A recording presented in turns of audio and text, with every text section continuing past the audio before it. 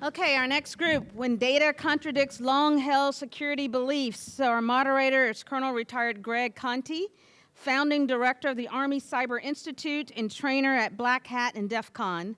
We also have Mudge Zatko, former cyber programs manager at DARPA, deputy director of Google, ATAP, corporate VP R&D at Motorola, Stripe head of security and IT, executive at Twitter, InfoSec IT, CoreSec, and Twitter service teams, executive in residence at Rapid7.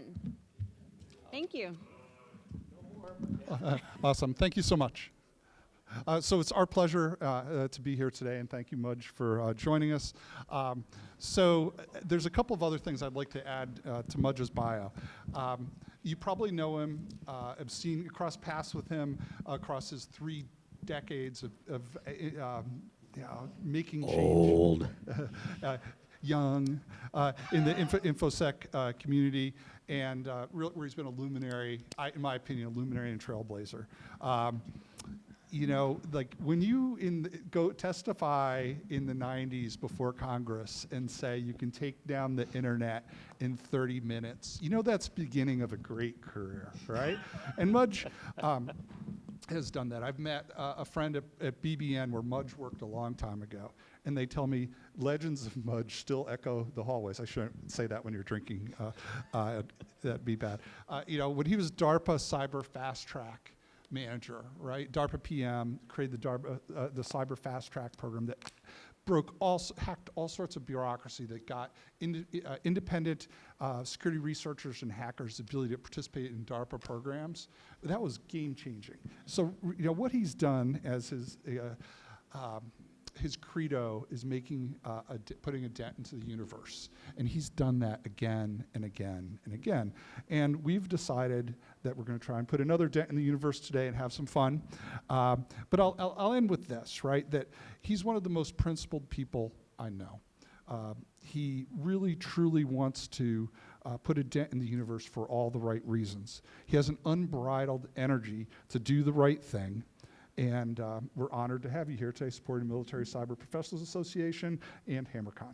So with that, did you want to say anything to start off, or should I No, thank you. with the stick? That was fantastic. I guess the one thing I should clarify is I'm not an executive at Rapid7 anymore. And yeah, there was a huge layoff, which actually we might talk to about the economics and the big cuts in the security teams, why some of those were first. And I'm currently an SGE SES2 over at CISA, but I'm not speaking on behalf of DHS or CISA. That's the unique aspect of an SGE, and maybe in a month or so you'll see me full-time back in DoD, so fingers crossed. Every good talk begins with a disclaimer like, I'm not representing my employer today. That's the start of a good talk. So if you notice, the title of this is When Data Contradicts Long-Held Security Beliefs. So, like, could you explain, like in a sentence or two, what are these long-held security beliefs? Why are you advocating this type of change? So we've all been doing it. I myself was doing it as well. We all have these core foundational beliefs, you know, like there's a ton of unknown unknowns, which makes it really difficult to defend against. You know, the defenders have disadvantages. Out of all the stuff we have to defend, an attacker only has to find, you know, one little problem to gain it, et cetera, et cetera. And when I joined, I took an appointed position at DARPA, and the director was phenomenal director woman, and you know, I kind of like latched on immediately. I was director, or Dr. Regina Dugan, and she challenged me. She said, like, hey, none of the cyber programs that are coming up here requesting funding out of DARPA are quantifying their effectiveness, their results, you know, how we measure things, the impact. And if you all can't quantify, you know, the effect and the impact and the necessity and the coverage, then I can't quantify how much money I should devote to you. So goose egg. And, you know, everybody went like, cyber doesn't work that way. And she looked at me and she said, Mudge, you've got 2 weeks to put together our new approach and how we measure cyber, and you're briefing the DepSecDef. So it better be good. Subtext, this might be your shortest official time in the government ever. And how did it go? All right. Well, luckily it kept getting postponed because those meetings did. So I had 7 weeks, and we fundamentally changed the way DARPA evaluated all of their investments into cyber. We moved and created a different office, and a lot of that transitioned out into experiments, UX, other stuff like that, to various degrees of success and failure. But Air Force research labs and a bunch of other areas, especially primarily in the IC, still use a lot of the components today. And that was just the nascent version. So that's the bug that I've been trying to scratch. Like this can't be different from the other scientific fields. But it is different. It's not. Yeah. So so that brings up the idea of things like, we see lots of lists of best practices, right? And advice from experts saying, don't pay ransomware because it marks you as an easy target, and you're going to get compromised again, possibly by the same team, right? So, like, how does this relate to measuring, right? Like that these companies provide, security ratings and scores for other companies. Maybe they use it for insurance. There are people out there trying, maybe, but do you feel these are appropriate examples of measuring? No, I think they're horrific examples of measuring. And unfortunately, when you look at like the 4 fundamental myths that, and I'm fortunate enough to have been involved, when places like, let's say tailored computer access sort of groups were like 4 people before they grew, and watched the evolution and lectured and taught there and been a part of the entire evolution growing up. So I saw it from practitioner up to executive C-suite board level. General officer level, yeah. Sure. Yeah, I mean, well, in the private sector Sure. as well. And I kept hearing this sort of like, and sometimes I was running, information security. I'm like, I need a bigger budget. Why? Well, I need to deploy X or whatever. And when I was on the receiving end, I kept going, well, are the numbers you're giving me measuring effort or actually effect? And it turned out that most of the InfoSec side was measuring effort. How much have we deployed? How far along are we on the deployment? Didn't matter then, 90 to 99% of the systems were reporting that they were not working or failing. The effort of deploying them had happened. And that doesn't happen in any other part of the company. Engineering will say, what their cadence was, how many new product features they were able to get. Sales will tell you the number of people in the pipeline, the estimated revenue next, period. Marketing, how many new people they have to put at the beginning. Even, HR, what was the retention rate? What was the incoming rate? Whatever measures you want. And it was only security that was coming in and saying, you can't measure security. We're fundamentally different. And I'd start to understand some of the questions I was hearing when I was probably that person, saying that same thing or something similar. And now I was the one asking and saying, why? And the answers would be, our field is riddled with unknown unknowns. A 0 day. How can we defend against what we don't know? Yeah, and so these are the 4 things that make up these myths, and we'll debunk them, sure. I think, as we go along. The second one was that only in cyber is the defender fundamentally disadvantaged from the attacker. I mean, I'm talking to folks in the service or who have service experience. How many situations can you think of where it's, from the start, the attacker has the advantage? Even going into a foreign domain without logistics set up or anything else like that, yes, there's surprise, there's air dominance, there's stealth, thank you, DARPA, and other stuff like that. But, that's still, it's difficult if the person is ready and waiting for you and dug in. So some of those just weren't making sense. And then the last 2 was, attribution is a hard or unsolved problem. And I hear this going, maybe for Title 50, but for Title 50 in the private sector, how much damage is a company experiencing in the next 4 years while the current executive team is there? If we're compromised, but the people compromising us don't want to interrupt operations, don't want to be discovered, don't want to reveal or release any of the information they got, and it's not damaging operations. It's not doing, how do you quantify that? And with Title 10, attribution is part of the intent. You have to have attribution. Can you imagine if GRU was downing satellite uplinks and Ukraine was just like, those things are always flaky, and it's like GRU's like, no, pay attention, it's us. It's like, no, they're just as flaky as they've always been. Or like a ransomware person saying like, yeah, I've taken a whole bunch of your systems offline. You're like, we didn't even notice. It didn't impact business operations. Well, then your Title 10 has kind of failed, and even more so if they're like, pay us. Well, where do I pay you? Oh, I'm not going to give you that attribution. So it's like, no, I need to know because you want to compel people to comply to your requirements or pay you or, So attribution thing was false. And all of that leads to the, if you believe those, which a lot of us are trained, like some of our most prized beliefs, always updating all your software all the time is the best thing that you can do for security. And we'll get to a slide showing that longitudinal studies actually show that data contradicts that, which is like, to me, I'm like, what? Are parts of, hey, cyber is just different. Well, they probe on ODA, right? Isn't there tons of ODA out there, giant marketplaces? How do you feel about the terms zero day or ODA? Like, what's your thinking on that?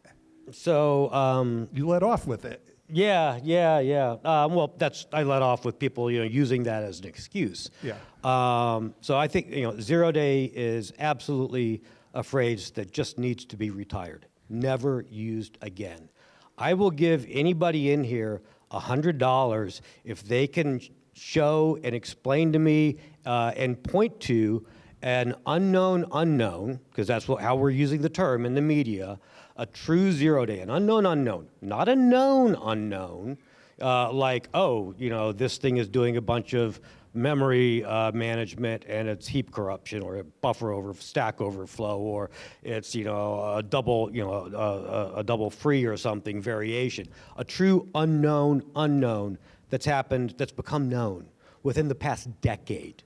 Maybe I'll give you something, not quite $100 if you do past 2 decades. And I will be able to show you other examples and that it is not unknown. We know how, where, why those can happen. The remediation is the same remediation that we're using for the other ones. Again, demonstrating it's not an unknown. And that there is prior art or work in our very field on it, from 1998 or before, or that it's a very easy parallel in a different discipline. So effectively predictable. Yeah, Right. if you can look at it like recalls on cars. If Chevy has a brake problem, you're like, that's not an unknown. That's a known unknown. This particular part was designed where water gets onto it or something else, a seal, or the manufacturer, the other vendor they use. It's a known unknown. You can have failures in certain parts of systems in predictable ways. And then, 3 months later, you find out that Ford uses the same third-party vendor. That's not another zero day. That's another known unknown. I just didn't know that Ford used that same supplier. And it's on them for not, identifying that right off the bat when they see Chevy had the problem. So, okay, and I'm thinking about unknown unknowns now. Mm-hmm. So I think we can, say alien invasion. We're forced to resort to communicating by Morse code because alien technology, something like that, could fall into an unknown category. Is there anything else, that you kind of look at, maybe quantum or something like that, that could be like in a space, that fits where unknown issues could lie? Yeah, absolutely. So. Well, I will. Thank you. I will. Sure. I will clarify my $100 bet, which is that has any significant meaning in existing private sector or public sector utilization impact. Because an unknown there, or in the car example, would be, hey, we're recalling Ford Lightnings because we've noticed that randomly they teleport 15 feet to the left, and there might be something there when they you got me there, rematerialize. yeah. So yeah, if somebody's going to come along and say, hey, it turns out this quantum entanglement is happening on regular computers, sure. Or something new in a field that is new, but not one that we're deploying and actively attacking, defending. Shor's algorithm, that was novel. Again, over 10 years ago, et cetera, et cetera. Homomorphic encryption, IBM, again, 15, 20 years ago. So there are new areas of research in science, but not in the classic, like, oh, this is a newspaper-worthy 0-day. Okay, so good, thank you. Software defects are Yeah. the word we should use. And we need to work with Joe Billingsley to put up the Mudge challenge and the crisp $100 bill to the first person that pulls it off. Within this audience, I don't need You don't want the entire planet going up and against then it. everybody finding one example, and I'm like, oh, crap, I guess Only that available to the qualifies. first person. Yes.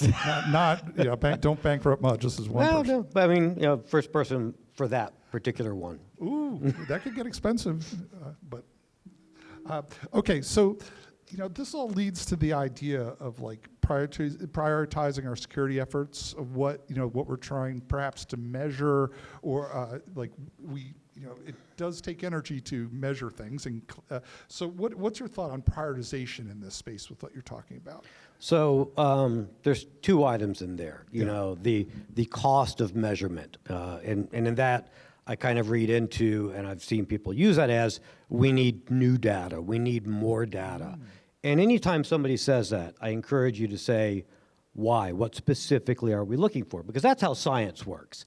You don't just go, keep giving me the data, and magically I will, the revelation will present itself and the question will come along with it. This is, you need less data than you think.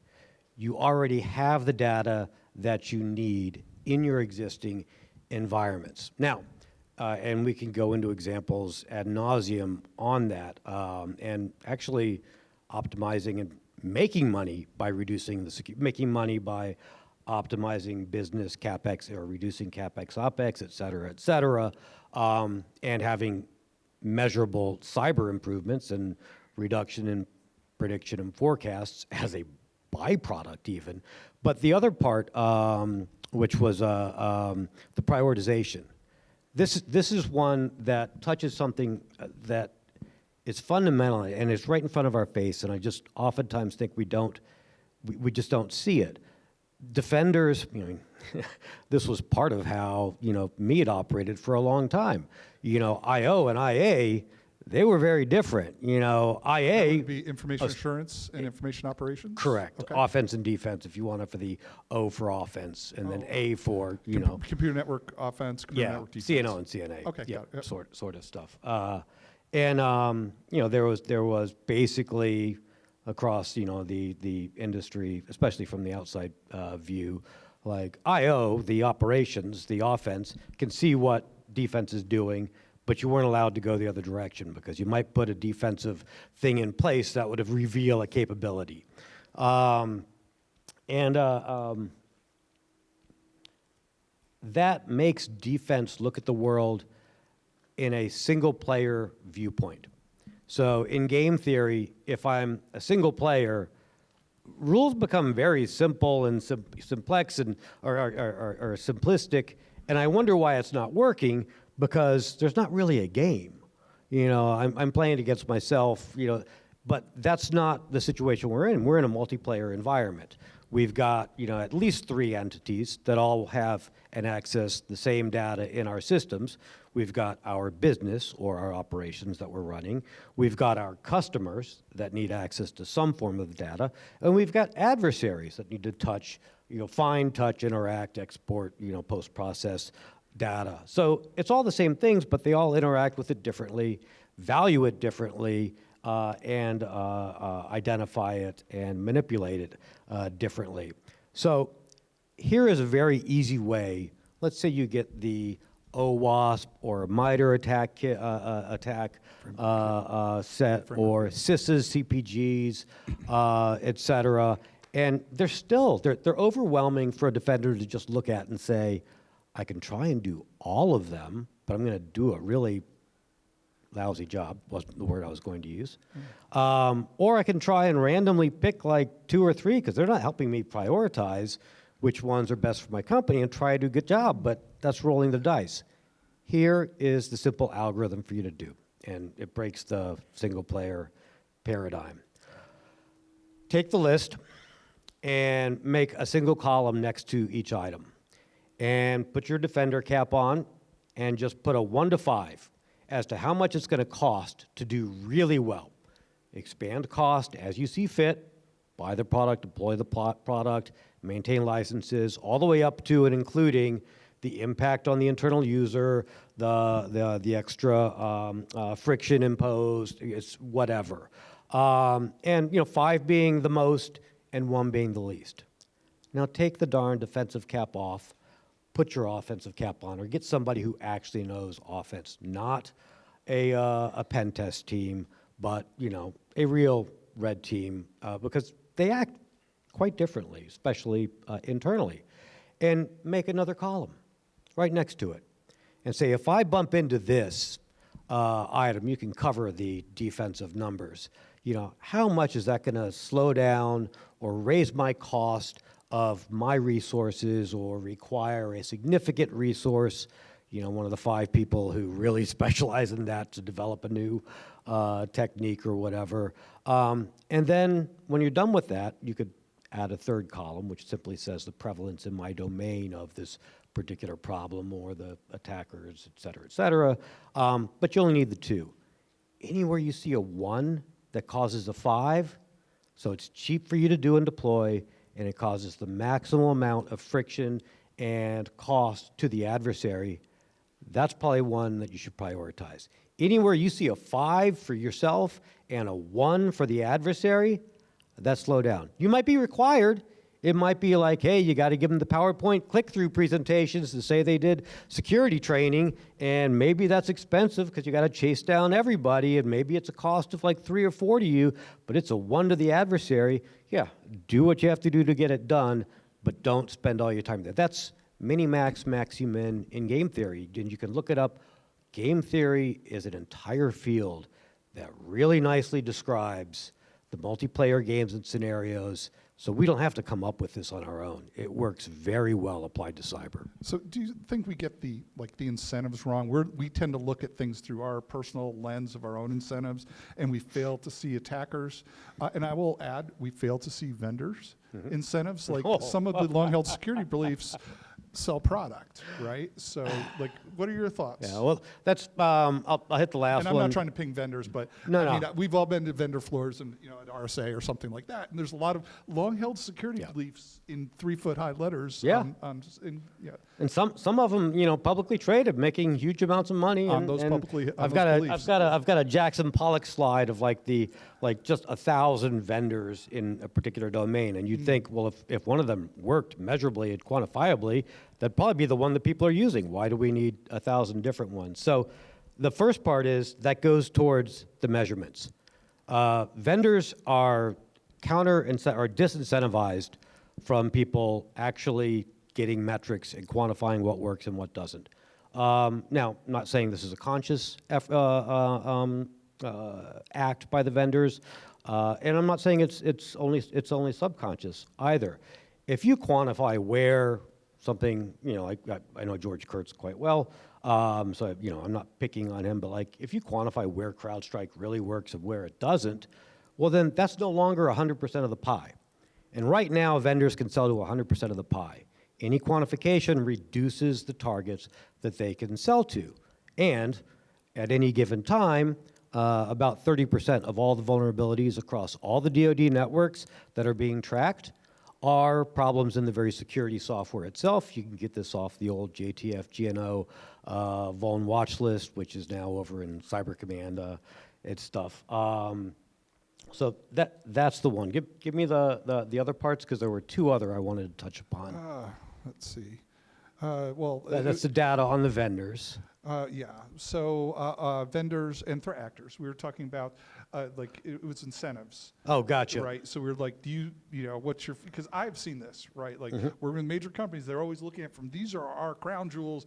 And it's like, the attacker doesn't really care about them necessarily. They have their own incentive structure. That's what I was getting for, like, Yeah. just getting your thoughts on incentives in this game theory kind of approach you're talking about. Absolutely. One of the things I did at a fintech, which when I joined was, they're still private. I think their valuation was around $4 billion. They got up to $100 billion very quickly.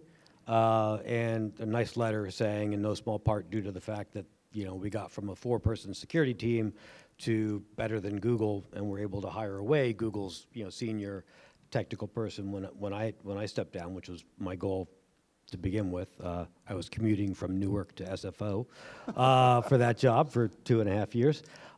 Is I made something called a street value spreadsheet, and I simply listed all of the data that we had, the different types, that had any amount of street value.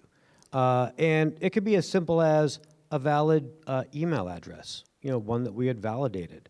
So the street value might be a fraction of a penny, but when you have hundreds of millions of them, or when you have that paired with a phone number, this became really impressive. When you have to carry bank account numbers that are what they call floats, because you're in a fintech business and you have to cover all of the credit card transactions happening across the U.S. and large parts of the rest of the world until reconciliation, with the Visa consortium or whatever.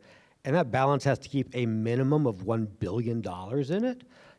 Okay, that one on it by its own is worth some money. But if everybody's got access to the data, any employee or any adversary who just randomly compromises, do a Monte Carlo simulation and say 50% of the companies are engineers, and engineers, least privilege, might need access to anything in production. So we only give engineers access to everything in production. But, production is 10,000 systems and access to all those databases, maybe not the ones that have the billion-dollar float account, ACA, the routing number and ACH info. And you start realizing that there's an entire marketplace, and it's very low cost to just say, like, I'm going to grab that, turn around and sell it. And that's the majority of attackers out there, have very low resources. That's another thing that is a common myth, that attackers have infinite resources and defenders are resource constrained.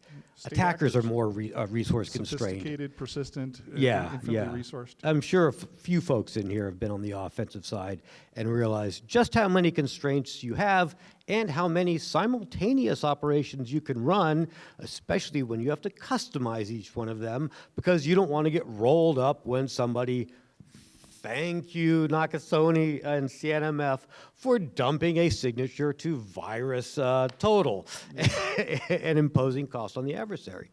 So the street value spreadsheet was eye-opening for the executives, because I'd walk in and I'd say, like, look, here's the data we have, here's the value to the adversaries. And it wasn't the stuff that they thought they needed to protect. Yeah. It's like Coca-Cola saying, the most important thing to us is our secret formula. And the adversary is like, no, the most important thing is I bought a single user account off of an account broker, like Colonial Pipeline, happened, for like $100, and he's an engineer and has access to, theoretically, all of these systems, and I can turn off your manufacturing line. I wouldn't even know how to fence the secret formula to Coca-Cola, but I guarantee you, I can get $1 million out of turning off the factory line for 2 weeks, because your CFO and chief COO can tell me just how much money. I can tell your board just how much money they're going to lose for being offline for 2 weeks. So something I like, Quantified. so there are people who are experts who have long-held security beliefs, and new data comes and contradicts those beliefs, right? Do you see that? Do you see like there? It just like people, like I'm an expert. I've been doing this 20 years. You've told me something. The date, not you. Your data has told me something that's fundamentally different, and I can't process it. Like, is that a rational way that happens sometimes? That's a very human reaction. There are two components. One is called cognitive entrenchment, and one is called cognitive dissonance. And cognitive dissonance is the classic example is a doctor who smokes but knows the health risks and is doing both as if it's voluntary because pretty damn addictive, having been a former smoker. And then the entrenchment is the fact that this is our foundation of our beliefs and the schemas that we've built around them, and challenging them, especially by bringing data, even with like overwhelming amounts of data. Most likely, like 99% of the time, will cause people to dig in and say no, because then I have to challenge all of these other things. It really like shatters my framework. And unfortunately, the best way through psych and through various other studies of moving past cognitive entrenchment is doing little bits at little time, over a long period of time, sorry. And we don't have that luxury with where we are. So that's where I've had a lot of success and I guess it might even be one of your next questions because I peeked, of He's a hacker. Like I left my stuff and went to the restroom, and I'm like, Mudge, you went through my stuff. No. Okay. I implicitly heard when you left to go to the bathroom, please go through my... No. That was a joke. Yeah. Okay. He didn't go through my thing. But I might have put stuff in there, but I don't go through it. Okay, great. So I'm going to ask a couple of troublemaking Well, questions. let me any just, other points on this subject you want to make? I want to answer the one part about that knee-jerk and very difficult. It's human nature to just push back on things that challenge us. Like, somebody says, like, the earth is round, not flat. Somebody gets nailed to burnt as a stake, et cetera, et cetera. Look, your leeches on my eyeballs aren't actually curing my addiction. You're a quackster, et cetera. And the way that I've had success in doing this quickly and at scale is I don't even approach it. I'm going to quantify some of the values. I don't even mention security anymore when I bring it to the board or the executive team. So an example, I'll give two examples, and then you can do a troublemaker thing, and then I'll see a couple slides with large-scale data that I think you might be referencing. One was, hey, this was at, I'm pretty sure I can say this. Is this being publicly released on the internet? The talk? The talk? Yes. Okay, I'm not going to say the name of the company. It'd be But like, a company I worked at, which was wildly successful and at one time had $100 billion, there's a bunch of them that had that, valuation, was not unlike other companies that are out there, software as a service, et cetera, where half the company are engineers. And as engineers, they have, access to all the systems. Google had this. They did a big push. I think it was 2010, something like that. And we were in that situation where all the engineers had access to everything in production. And I said, we've got, I'll just use an easy number, 100. It was like 1,000, 10,000 employees. And you say 50% of those have basically the keys to the kingdom. There are only a few systems that they don't have access to. So let's do a Monte Carlo and, compromise. Theoretically, they don't need to go any further. They've got root on everything, and it's not, and they're going after the things valuable to them, not to us. So I said, hey, we have to have measurable least privilege so that you can show the likelihood of a random compromise and how limited the blast radius is, how much more work the adversary has to go through to get one of the three people who have the layer 2 access to everything, or root, et cetera, or the amount of effort and sophistication that the adversary must encompass and really target me, because it's expensive to do that target identification, let alone work to move all laterally all over the place and extra risk on it. And so what we did is we went through and simply looked at the LDAP server, looked at the people with the largest permission groups, and then went through and pulled the AWS logs from all the system and said, who of these people have ever accessed the system in the last 60 days? And if you didn't access it in the last 60 days, we wouldn't even tell you. We just pull your permissions. By the way, if you tell them, then they'll resist, because this is the whole no, I don't want something taken away from me. You've never used it. Yeah, but I might. You gave it to me. It's mine. You're taking something. So that's a very human reaction. So the other thing that we did, because we also knew we didn't want to really hurt the productivity of the company by accidentally, having people go hey, this is part of my job. I only do it periodically. It's really important. You just made it difficult to do my job. Is we put in the ability to self-provision. Now that sounded really scary to me at first, allowing a user to give themselves new and extra permissions to access systems, and I thought about it, that they would have had access to in the first place. And I go, okay, that's 10,000 systems. And you know what? There are a whole bunch of other systems in different areas of the company, finance, advertising, certain sales systems and stuff, not the sensitive ones, but that if they were working on an engineering project, it would be a no-brainer if a trouble ticket came through, and the trouble ticket goes from the security person, they get their administrator, their manager to say a yes, goes through IT, the IT person sends it up to their manager talks to this IT person, they say yes, they put it in the LDAP server, it goes back, takes 7 days sometimes to do that sort of thing.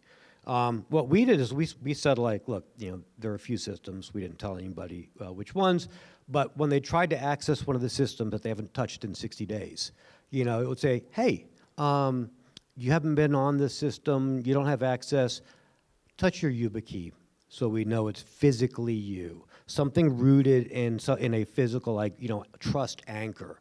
Not just a password, not just a token that can be lifted or stolen, but I need you right now to prove to me physically that you are uniquely you and not under duress.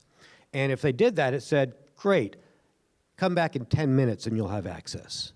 So all of a sudden, we took 500 requests that used to take 7 days, per request, and we turned them into 10-minute requests. And we looked at the operational optimization and the money gained and the number of FTEs that we basically virtually added to the company, and the amount of work that was able to be done with 500, and it turned out to be lots of people who were doing this. But at any given time now, if you wanted to come in and audit, you could say, yeah, run a bunch of Monte Carlo tests, and you will see that nobody on average has access to more than 12 out of those 10,000 systems with an error bar of 5%. As opposed to, anybody just randomly scanning or password stuffing is gonna, get full access. So it was, how can I drive revenue and bottom line and be a P&L organization rather than a cost center? Oh, by the way, I reduced the security by 99.37% of the most common type of risk and access that we see, password stuffing and generic phishing and stuff like that. All right. So I'm gonna try and cause some trouble. So I'm here for it. I'm promoting you to hang on. Handle first. I'm promoting you to King of Cyber. What? We'll put it back. We're not taking it home. The king is dead. Long live the king. Yeah, I'm promoting you to King of Cyber. You can make several unilateral changes to how the U.S. government does cybersecurity or industry. What would you do with your power? I'll hand this back to you. Okay, don't lose their hammer. I love this hammer is awesome. Yeah. So what changes would you make? So the first thing that I would do is I would literally do what Ian Dugan did. And I'd say, you have to bring me back quantified numbers. And you can't say, we need more data, or we don't have the data, or the data is not available. You better be able to forecast and predict it. So there are a lot of ways of doing this. I mean, if you take those three fundamental myths, there's too many unknown unknowns. How can you defend against that? The defender has a disadvantage, the attacker. Attribution's a problem, blah, blah, blah, blah, blah, blah, blah. And anytime you see that, or the best practices, take any of the lists of best practices. Passwords are passwords are the most important thing. Follow NIST latest 800-32B because they got it right on that one. And challenge it. I was at NIST, so anytime somebody comes to you and says like, no, we know this is a best practice, ask for the data. Okay, well, you just point me to the data. I want to really understand what I'm putting in place because I want to do it right. And most of the time you're going to find that it's not the data, it's just, well, that's what, there's some anecdotes here. There's some cherry-picked examples. Or, oh, look, there's data. It's a survey. And I'm going to I'll just talk about the survey right now instead of having to go through it. The name of the company is on the survey. They're essentially a Moody's for rating security companies for cyber insurance and stuff like that. This one gets COO an A, this one gets like an F sort of stuff. And they came out with and you find this when you're looking for data on best practices. And you'll find that at best the data is, if it's not, a cherry-picked example or an anecdote that you're like, that's not data, it's a survey. And it's a survey of experts. And it's not just a survey of experts, it's of their opinions. And it's like, okay, where's the data in this? So this Moody's-style corporation paid for an independent study. Is it air quotes independent? Yeah, well, no, they called it an independent study that when you looked into it, they paid the university to do the study. So I've got a little issue with a couple of those words together. Paid for independent, but whatever. And it said, this is great. This is only a few years ago. 11 of our questions that we ask on our questionnaire, again, it's a questionnaire. What sort of data are we talking about here? Were evaluated by this university team and shown to correlate with fewer significant cyber incidents happening in the future. And so I'm like, that's fascinating. Here are my immediate questions. You've been in business for well over a decade, almost 2 decades at this point.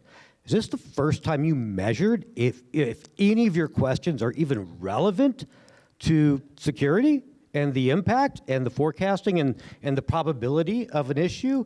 And then the last time I checked, you had well over 50 questions. Are you saying that, only 11 of those actually correlate? Now I've got all my p-value questions running through my head and all the sorts of ways you can manipulate that sort of, questions. But then the one that they said, they phrased this correctly, but I'm going to pretend because it gets us into, that crazy thing we've mentioned a few times. And they said the one that has the strongest correlation is software updates. And I'm like, yeah, I think, because I've heard that too, and I believe that, and boy, it's a scramble to get them out there, but we bust our hump. It's a fire drill each time, which remind me about targets, and I'm like, well, that feels good. It's maybe a confirmation bias, but I like that. And then I looked at the study, the longitudinal one, across 15 years, 12 million binaries.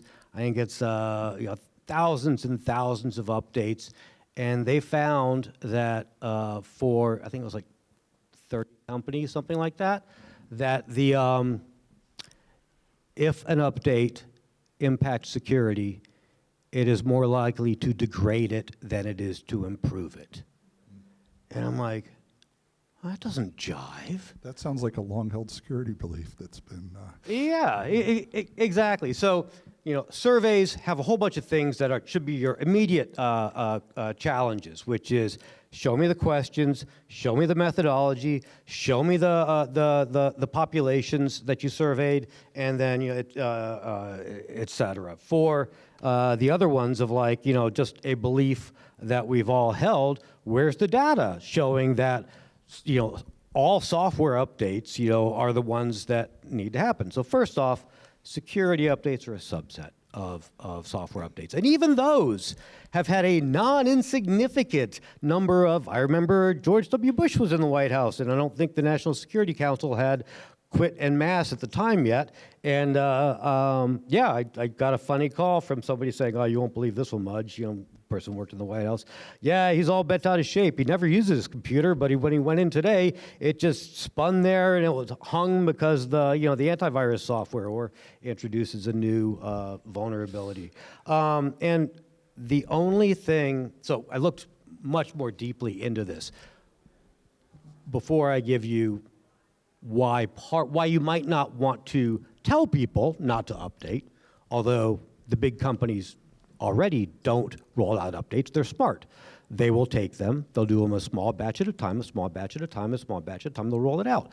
Make sure it's not going to break everything. If it's a third-party stack for a large open source stuff involved in it, there's actually certain ones that they're going to wait for a long time and bake and let somebody else be the one that gets caught with it.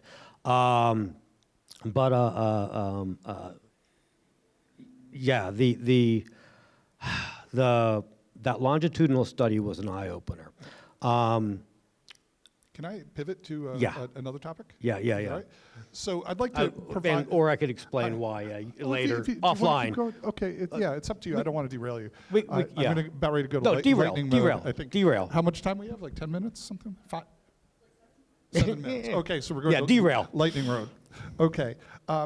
So tools for the audience, right? One thing I'm taking away is that anyone in this room, when they hear like, hey, that sounds like somebody's opinion, or that's an assumption that we really need to challenge, that a powerful technique is like, what data do you have to back that up, right? And then you look at the data as validate. There's like statistics and fields that psychologists know how to create studies and things that are scientifically repeatable and valid. And I've said several times, you already have the data, but I haven't said what and where that data is exactly. Yeah. So that's so what help am I right now? The audience can use. Like you're like, let me just poke the bear and ask, where's the data that backs that up? And the answer will probably be stuttering. Right, more than probably be what? Sorry, stuttering, because there isn't any data. What do you mean? The backup, like there's no science behind a lot of these statements. Behind a lot of the best practices. Yeah. I mean, that's the disturbing part. And some of them you can trace back to, these were what we believed. And I worked at BBN at the time, which was node 1 of the internet sort of stuff, and did the TCP/IP stack, et cetera, et cetera. It was a lawless environment because there wasn't a purpose for it. So there were tons of irrational actors because people were experimenting. Why did you climb it? Because it was there. But there wasn't money. There wasn't business. There weren't, large organizations with sensitive information. There wasn't like this whole economic system on top of it. And when you get there, the number of irrational actors that we have right now that are singular or small or not funded have a very difficult time of actually, causing major impact in areas that we might consider. But where the data is that's kind of where some of these misbeliefs, they just didn't evolve with. So where's some of the data that you can go get right now? IT tickets, InfoSec tickets, the measuring the amount of latency and friction that any of the things that you've rolled out have introduced to other teams. There's the effectiveness or the cost. How long does it take to roll out patches and software updates? I was in a situation, and I can talk to it to this level. I've verified that. There were 2 targets, and we were trying to decide against which target, given the fact that as offense. We had very limited time and bandwidth and resources to deal with. Were we going to choose? One of them was littered with all the latest and greatest software products on them. They had the dashboards all up and running and everything. And the other target had about 4 modern security solutions in place. They weren't using the dashboards, but they were interacting with the APIs directly, asking very specific things, and it seemed to be part of their operational cadence. Which one was the cheaper one to attack, and which one was the one that we immediately knew we were going to be able to stay in without being discovered for the longest period of time, and probably even go in by way of one of the pieces of software? Of course, it was the one with all the software out there. And part of that was the people deploying these security solutions.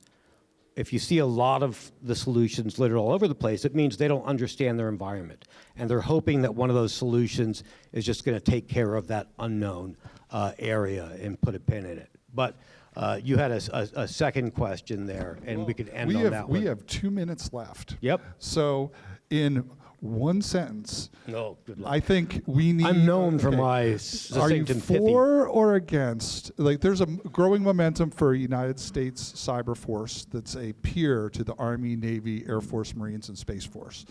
Are you for or against a U.S. cyber force that's a peer to get them, a peer organization at that level? Well, given that I worked with General Odierno on Army, and I was a part of PDD 63, Scholarship for Service, and getting that signed in the Clinton domain, one would imagine that I'm for a career path in the military that allows people to stay in and not be stuck at major or lieutenant colonel. Yeah. You and want not have a 30-year pathway. veterans Yeah. with the authorities to ability to maneuver, Yep. and not where their core reason for existence of Yep. this organization is to conduct cyberspace operations, not an ancillary kind of problem. Now, I mean, the other questions are, do you set it up as a silo like Space Command used to be, or do you set it up distributed? Those do need to be worked out, but I am absolutely for a career path. All right. So for the last service. question. Yeah, by God, round of applause. All right, what's next for Mudge? And then we'll go ahead and wrap, and I'm sure we'll be outside if you want to talk some more. We are respectful to the next speakers. Well, hopefully I'm going back in as a full-time DoD employee again to continue more service and duty to country. Rock on, man. Okay, got thank it. you.